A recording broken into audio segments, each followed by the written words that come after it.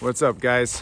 Today we are switching it up. I'm doing a walk and talk.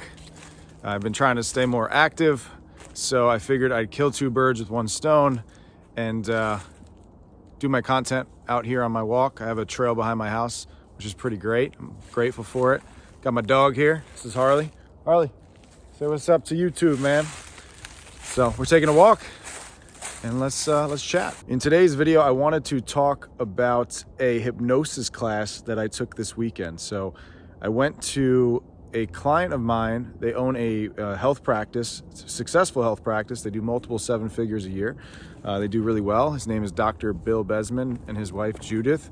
And they are amazing clients of mine. They've been clients of mine for years. And he is actually a hypnotherapist. And he invited me to this class because we were having a meeting. And we were talking about goals, business goals, and I was starting to look into some visualization and manifestation and stuff like that. I'm just trying to be open-minded to the idea because usually I am a very rational thinker, logical thinker. I want facts, I want numbers, I want data, but there is something to it, right? And he invited me to this self-hypnosis class, and I went there this weekend. Wow, there's some deers running past me right now. It's pretty cool. I went there this weekend and I learned a few things. So I wanted to share it with the channel. I think it could help you set some more powerful goals in your business. Okay, so the first thing Bill spoke about was how powerful our subconscious mind really is. And the thing that he said that resonated with me the most was that 95% of our behaviors are pre-recorded. Right? So our breathing is done automatically. Our organs are working automatically. All the blood flowing through our body happens without us even thinking about it. And that just goes to show you how powerful the subconscious is. And it's more proof to why you should take it seriously. And then he went on to talk about how the subconscious, as powerful as it is, it could either be working for you or working against you. And for most people, unfortunately, it works against them because they have these subconscious blocks that occur. And I see this it's cool because I see this all the time with my clients that own businesses, and they'll make a lot of money and they'll know the tactics to continue making money, but there's something else there keeping them from going beyond a certain level, right? Like they have this subconscious standard that they've set, and that's the level of comfort that they are willing to get to. And once they get there, it's like they almost just stop growing or they can't grow past a certain point. And it's simply because of these limiting beliefs that they have and these subconscious beliefs that they have that don't allow them to break through. So then he went on to talk about how to break through these subconscious blocks that we have. And he took us through a self-hypnosis exercise. I'll leave that below in the description. It's like a step-by-step process where you're breathing and you're putting yourself kind of in like a meditative state, and then you get into that visualization in that meditative state. But the thing I really wanted to share with you guys are the 5 goal-setting techniques that he spoke about.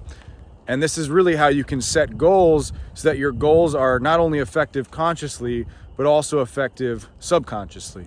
The first thing he spoke about with setting goals was making sure that all of your goals are attached to emotions and feelings.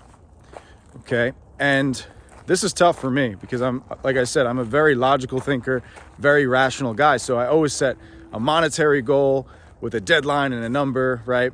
And if you're a business-minded person, you probably do the same.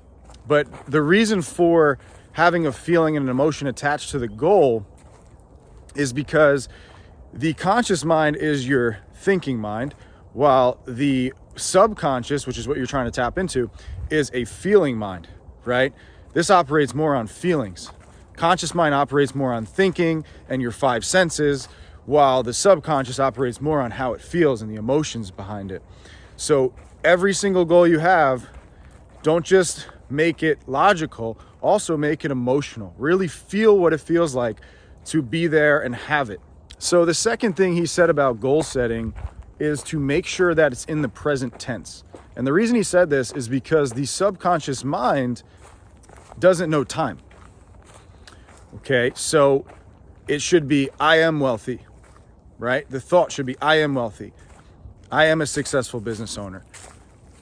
I am healthy. Not, I will be healthy. Not, I will be a successful business owner, right?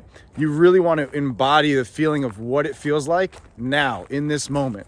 So really imagine yourself being there right now. Imagine what it feels like to do it right now, which will kind of lead back to number one, where you're going to feel it more in that way. The third thing he said was that the goals must be clear, absolute statements. So make sure you're not saying, I am hoping to be wealthy, or I am trying to be healthy, or I'm going to try to eat good.